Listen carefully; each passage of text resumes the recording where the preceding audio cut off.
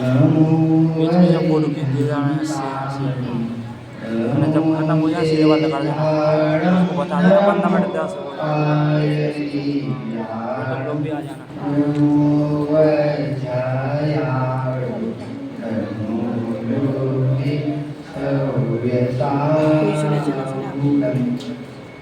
उत्तम क्षमा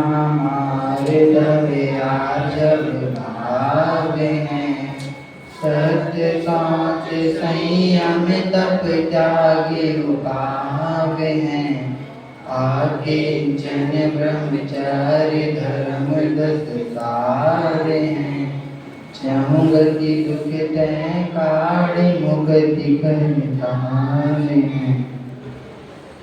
आज 10 लक्षण का 6वां दिन है जिसे हम उत्तम संयम के रूप में मनाते हैं। तो आज हम उत्तम संयम धर्म के ऊपर चर्चा करेंगे। तो उत्तम संयम होता क्या है, अर्थात संयमान को ही संयम कहते हैं। संयम की अपने आप में अद्भुत महिमा है कि जो संयम है उसकी अपने स्वयं में बहुत अद्भुत महिमा है। पर से समेटना और अपने में आ जाना ही उसे संयम कहा गया है। मतलब दूसरे से, जैसे आपसे समेटकर हम में आ जाना, उसे संयम कहा गया है। कि संयम अर्थात उपयोग को पर पदार्थ से समेटकर आत्मसन्मुख करना और अपने में सीमित कराना, अपने में लगा लेना ही निश्चित संयम है। अथवा 5 व्रतों का पालन करना, 5 समितियों का पालन करना और 3 दंडों का त्याग करना और इंद्रियों के विषय को जीतना ही संयम है। कि 5 इंद्रिय स्पर्शम रसना घ्राण चक्षु कर्ण, इनके विषय को जीतना ही संयम है। जिस प्रकार जीवन जीने के लिए भोजन की आवश्यकता होती है, ठीक उसी प्रकार सरस जीवन जीने के लिए संयम की आवश्यकता होती है। सरस अर्थात अच्छा जीवन, बाहर से हटाकर अपने में लगाना उसे ही संयम कहा गया है। बाहर की वस्तुओं से हटाना और अपने में लगाना उसे ही संयम कहा गया है। यदि निरोगी रहना है तो अपने घर में आ जाओ। इस बिंदु से मैं यह समझाना चाहता हूँ कि अभी कुछ सालों पहले कोरोना जैसी महामारी आई थी, जिसमें हमने देखा कि कितने व्यक्ति को कोरोना हुआ, वह उस महामारी से खत्म हुए। ऐसे ही यह एक संदेश रूप में आया था। जैसे अगर हम कहीं भी जाते हैं रास्ते में तो हमें बोर्ड लगा मिलता है कि आगे दुर्घटना वाला रास्ता है, सावधान हो जाओ। ऐसे ही कोरोना हमें एक संदेश लेके आया था कि अब इस संसार में कुछ नहीं रखा है, आप अपनी आत्मा का कल्याण करो और मोक्ष मार्ग को प्राप्त करो। यह एक संदेश रूप में था। इंद्रियों के विषय के त्याग को गणधर आदि तीर्थंकर भी संयम कहते हैं। कि 5 इंद्रियों के विषय के त्याग को गणधर ने और तीर्थंकरों ने संयम कहा है। जिनवाणी में ग्रंथ में लिखा है कि आचार्य परमेष्ठी कहते हैं कि प्राणी मनुष्य होना अत्यंत कठिन है कि अनादि अनंत से संसार नरक निगोद के ऐसे अनंत भाव कि उसमें अनंत काल में मनुष्यपना मिलना बहुत कठिन है। मनुष्य ने इस संसार में कई बार नरक में गया, निगोद में गया, लेकिन एक बार मनुष्यपना मिलना बहुत कठिन बात है। अगर एक बार मनुष्यपना मिल गई तो बहुत महादुर्लभ की बात है। लेकिन किंतु किसी कारण से अगर मनुष्यपना हमें मिल भी गई तो लेकिन उसमें उत्तम जाति मिलना बहुत महादुर्लभ की बात है। जैसे संयम के साथ लगा हुआ उत्तम शब्द सत्ता का सूचक है। जो संयम के आगे उत्तम शब्द लगा रहता है उसे सत्ता की सूचक कहा गया है। जिस प्रकार बीज के बिना वृक्ष की उत्पत्ति संभव फलाराम नहीं है, ठीक उसी प्रकार सम्यक दर्शन के बिना संयम की उत्पत्ति वृद्धि फलाराम संभव नहीं है। अब इसमें कह रहे हैं कि बीज है जो अगर बीज नहीं डालेंगे तो वृक्ष नहीं होगा और फल नहीं मिलेंगे। ऐसे ही जब तक हमें सम्यक दर्शन प्राप्त नहीं होगा तो हमें संयम धारण कैसे होगा। कि संयम मुक्ति का संरक्षक कारण तो है ही, लेकिन उस दुख से छूटने का एकमात्र उपाय सम्यक दर्शन सहित है, अर्थात सही उत्तम संयम है। कि दुखों से छूटने का बाद एक उपाय है कि सम्यक दर्शन सहित संयम को प्राप्त करो और दुख से छूटो। कहते हैं कि बिना संयम धारण करे तीर्थंकरों को भी मोक्ष नहीं होता। जो तीर्थंकर भगवान लोग रहते भगवान है, उनको बिना संयम धारण करे भी मोक्ष नहीं होता। पूजनों की लाइनों में आता है, जित बिना नहीं जिन्हें लाज सीजे तूर्य लो जब कीच में, एक घड़ी मत बिसरो करो नित आयु जमक कीच में। कि कवि कहना चाहते हैं कि निरंतर मौत की असंख्या से घिरे मानव को कभी प्रेरणा दे रहे हैं कि हे भव्य जीवों, संयम को एक घड़ी के लिए भी मत भूलो। अगर आप इस संयम को छोड़ दोगे तो समझ लो आपका इस संसार में आना बहुत बेकार ही है। क्यों? संयम बिनु घड़ी इक्कू न जाई, क्योंकि यह सारा जगत संयम के बिना इस संसार के कीचड़ में फंसा हुआ है। संसार सागर से अगर पार उतरना है, बस एक संयम है जो हमें इस संसार सागर से पार उतारेगा और मोक्ष का मार्ग बताएगा। मनुष्य की सार्थकता संयम धारण करने में है। कि जो मनुष्य है, हमें हमारी सार्थकता संयम धारण करने में अन्य किसी कार्य में नहीं है। कि कहते हैं कि देव लोग इस संयम के लिए तरसते हैं। जिस संयम के लिए अगर देव तरस गए और जिसके बिना तीर्थंकर भी ना चले तो वह संयम है कैसा। इस पे हमें बहुत गंभीरता से चर्चा करनी चाहिए। लेकिन उसे मात्र 2 दिन भूखे 3 दिन भूखे से सिरमुंडन करा लेने से मात्र सीमित नहीं है। उसको हमें अपने मन में से 5 इंद्रियों को छोड़ना चाहिए, सब त्याग, उसके बाद ही हमें संयम धारण का। संयम को 2 प्रकार में विभाजित किया गया है, प्राणी संयम और इंद्रिय संयम। प्राणी संयम अर्थात 6 काय की जीव घात एवं घात के भाव के त्याग को ही प्राणी संयम कहा गया है। 6 काय मतलब पृथ्वी काय, जल काय, वायु काय, अग्नि काय, वनस्पति काय, इनमें 6 जीवों की त्याग को ही प्राणी संयम कहा गया है। इंद्रिय संयम 5 इंद्रियों के तथा मन के विषयों के त्याग को इंद्रिय संयम कहा गया है। 5 इंद्रियां हैं, स्पर्शन, रसना, घ्राण, चक्षुकण, इन 5 इंद्रियों के त्याग को इंद्रिय संयम कहा गया है। 6 काय के जीव की रक्षा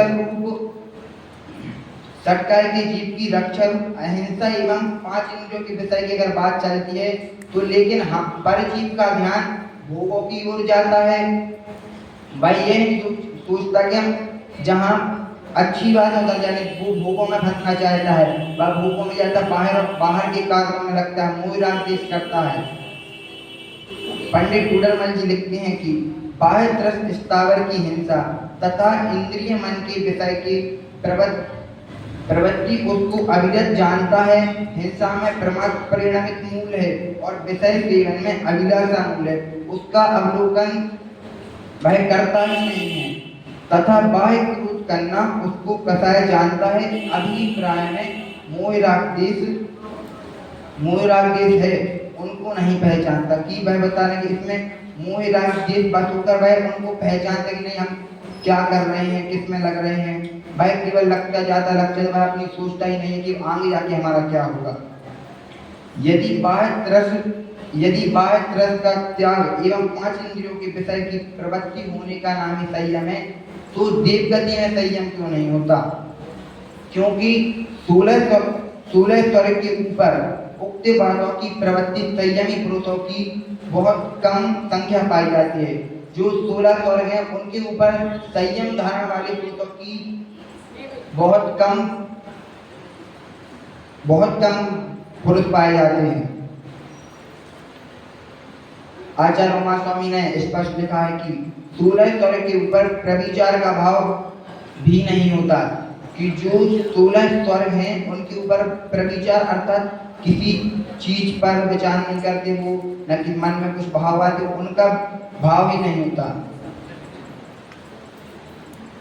पानी का भी भाव नहीं आता और वह 30,000 वर्ष तक भी कुछ खाने का भाव नहीं आता। अगर उन्हें 30,000 वर्ष तक अगर खाने का भाव आता है तो उन्हें ऐसा लगता है कि जैसे मेरी बाड़ी से अमृत झर रहा है। अगर वह झूठ बोलते हैं तो उन्हें ऐसा लगता है कि मेरी बाड़ी से अभी भी अमृत झर रहा है। लेकिन ज्ञान चक्षु कर्ण इंद्रियों के विषय का भी अभाव का ही नहीं पाया जाता। उन्हें पंच कर्नाटक देखने, दिव्य ध्वनि सुनने तक का भाव ही नहीं आता।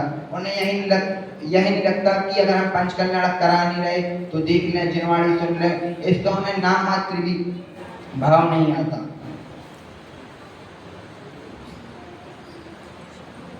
छह गाय की जीव की रक्षा में उनका ध्यान परिजीव की रक्षा की ओर ही जाता है कि उनका ध्यान छह गाय के जीव की ओर और परजीव की ओर जाता है, क्योंकि मैं स्वयं एक जीव हूं। इसका उन्हें बिल्कुल ध्यान ही नहीं रहता कि मैं खुद एक स्वयं जीव हूं। परिजीव की रक्षा का भाव करके सब जीव ने पुण्य तो अनेक बार किए हैं, लेकिन किंतु परिलक्ष्य से निरंतर अपनी शुद्ध उपयोग रूप भाव प्रमाण का जो घात हो रहा है उसकी ओर उनका ध्यान बिल्कुल जाता ही नहीं है।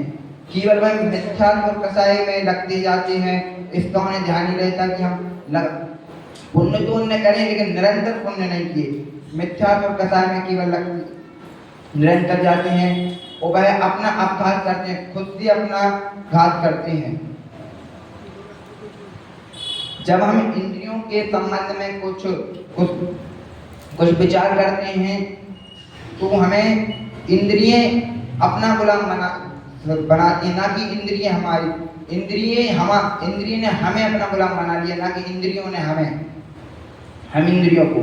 कि यद्यपि सभी आत्माएं ज्ञानानंद स्वभावी हैं, वर्तमान में हमारा ज्ञान इंद्रियों की भोग के कैद में है। अभी भी हमारा जो ज्ञान है भाई इंद्रियों के भोगों के कैद में है, ना कि मुझसे अभी बाहर आया है।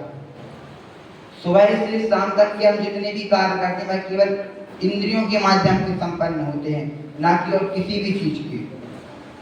यदि हम आनंद लगाएं तो इंद्रियों के माध्यम से, और कुछ जानेंगे तो भी इंद्रियों के माध्यम से ही है। यह हमारा इंद्रिय धीन परधीन, हमारा ज्ञान इंद्रिय धीन और आनंद भी इंद्रिय धीन हो गया है। कि जो हमारा ज्ञान है भाई इंद्रिय धीन और आनंद भी इंद्रिय धीन हो गया है। ज्ञान और आनंद तो इंद्रियों की प्रधानता है, प्रधानता से मुक्त करना बहुत जरूरी है। हमें इंद्रियों को जीतना होगा और जिनेंद्र बनना होगा, कि हमें इंद्रियों को छोड़ना होगा और जिनेंद्र भगवान बनना होगा। यहाँ एक प्रश्न भी आपके ख्याल में आया होगा कि इंद्रिय क्या हमारी शत्रु हैं जो हमें उन्हें जीतना है और जीतने तो शत्रु नहीं, वे हमारी शत्रु तो हैं ही, क्योंकि उन्हें हमारे ज्ञानानंद निधि पर अंधकार और अधिकार कर रखा है।